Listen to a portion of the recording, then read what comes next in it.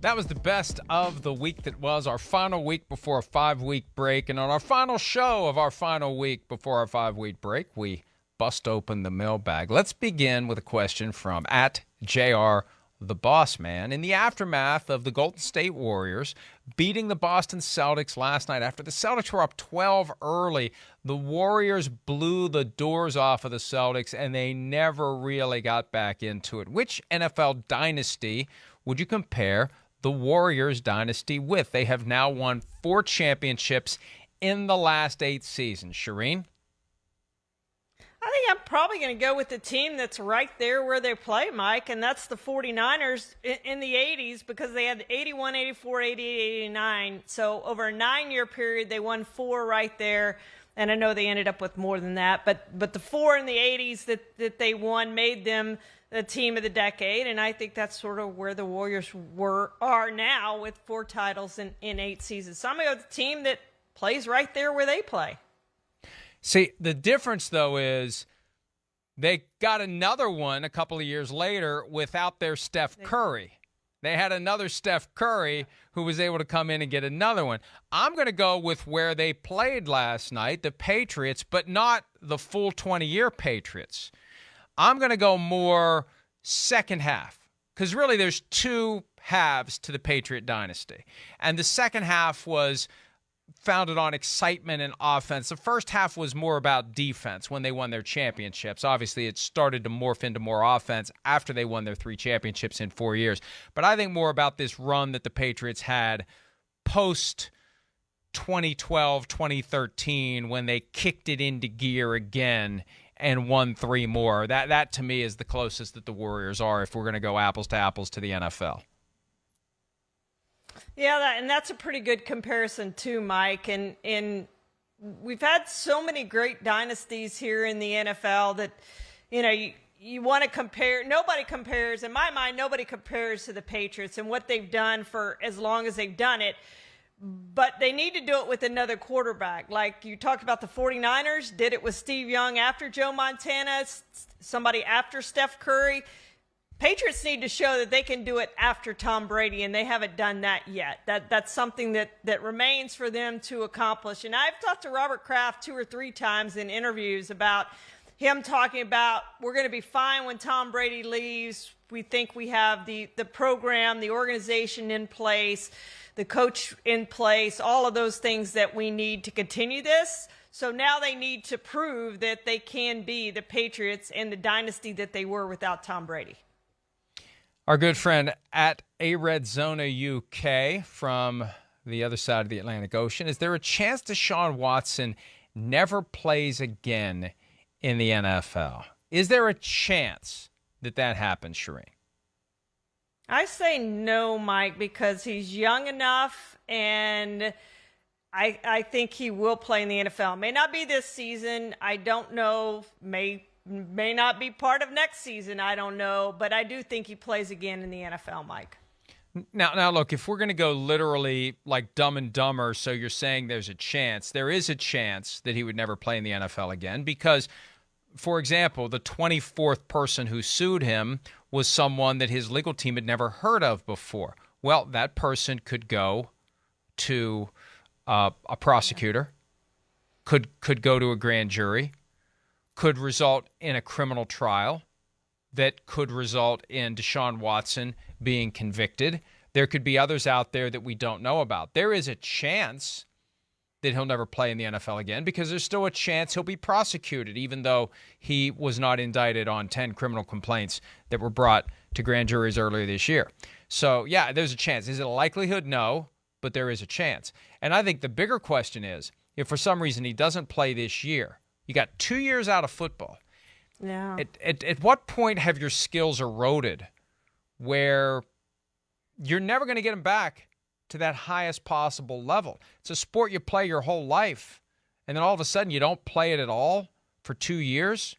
What are you going to be like in 2023 if you even play then, or 2024? So I'd say there's a remote chance he never plays again. The real question is, how much more time does he miss before he plays again, and what impact will that have on his ability to play?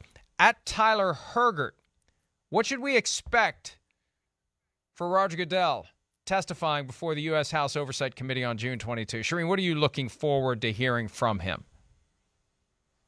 Well, I want to see if he's going to actually answer the questions or if he's going to filibuster around and not really provide any true answers. And that's what I expect to happen, Mike. I don't know that we're going to get any good answers from him at this hearing, but we'll see what he says.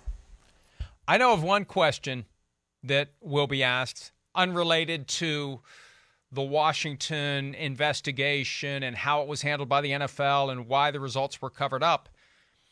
I've asked the question twice this week, and they haven't answered me. Well, they're going to have to answer whichever member of the committee asks Roger Goodell to explain how it is that Daniel Snyder isn't available to participate because he's involved in Commanders-related business at a time when, according to the commissioner himself, Daniel Snyder should not be involved in Commanders-related business. And I asked the NFL, am I missing something here? Help me understand this. Where are the parameters? Where are the contours? What's he allowed to do and not allowed to do? Maybe this is permissible. I will interpret their silence to mean we would prefer not to answer the question because there is no good answer to the question. It's kind of how they deal with the questions I ask that they don't answer unless I ask them at least 3 times. Sometimes it takes more than that, but so far I've asked twice with no answer. The commissioner will be wise, Shireen, to answer that question the first time it's posed to him, and I assume it will be next Wednesday. Yeah, and it's a great question, and Daniel Snyder continues to serve on NFL committees, and we all know he was there when they unveiled their uniforms and new team name and all of that. So we all expect that he still has a hand in the organization on a day-to-day basis. I think he does. So that is probably the best question that's going to be asked in this thing, and the commissioner is going to be fully prepared probably to answer that question. But I don't know that there's a good answer for that because I think it's obvious that he's still involved in the day-to-day operations of the team and of the NFL.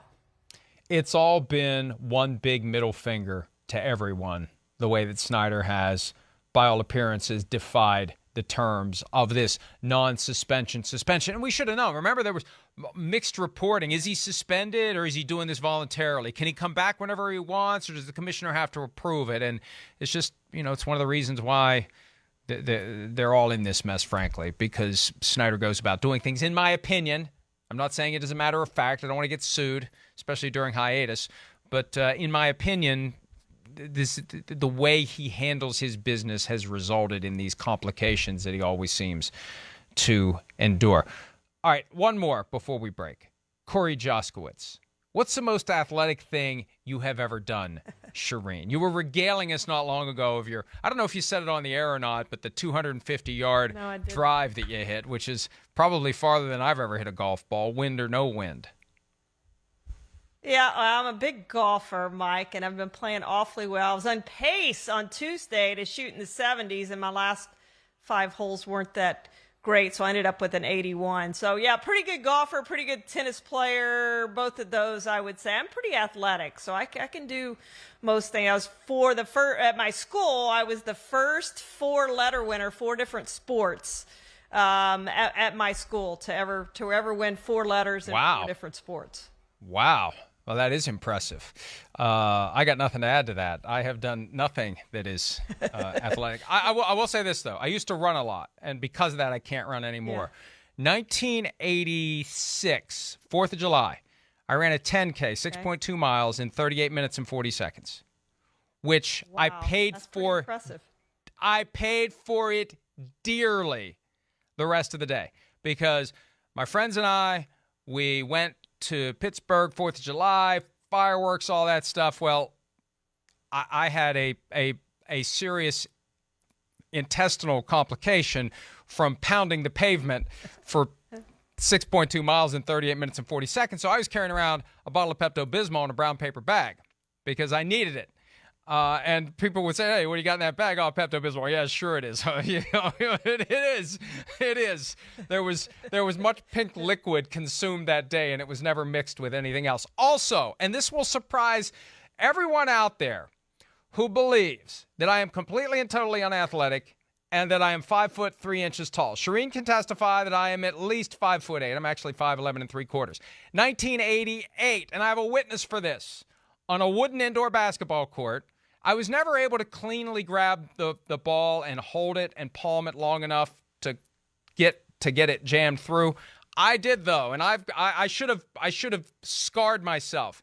Once upon a time, I got my arm that high above the rim on a 10-foot rim. Wow. Once upon a time. That's pretty impressive. I couldn't get, and my friend and I, we were both trying our damnedest. We wanted to dunk so bad. You know, one guy throws it up and the other one tries to get it. And the timing has to be just perfect when you can't, and you can't two-hand it. It's so much harder to jump up with two hands on the ball. Anyway, I have a witness who will testify under oath that yes, on a 10-foot rim, wooden floor, got it right there. I'll never forget that spot. But I would remember it much more if I had actually been able to dunk the basketball. Let's take a break. We'll catch you up on some Cowboys news, including a little trouble the Jerry Jones team is in. Well, that's boy, they had that one ready to go. That's 135 pounds 20 times. 20 times. Sims doesn't believe it's 135 pounds. It is. I have a witness for that, too. Both my wife, and you'll see I have another witness who was in the room as I was cranking out the 20. Macy. There she is. Macy was wondering what in the hell is going on here. All right, let's take a break. We'll be back with more PFT Live right after this. Hi, I'm Mike Tirico, and thanks for watching. Make sure to hit subscribe for the latest news and highlights from NBC Sports.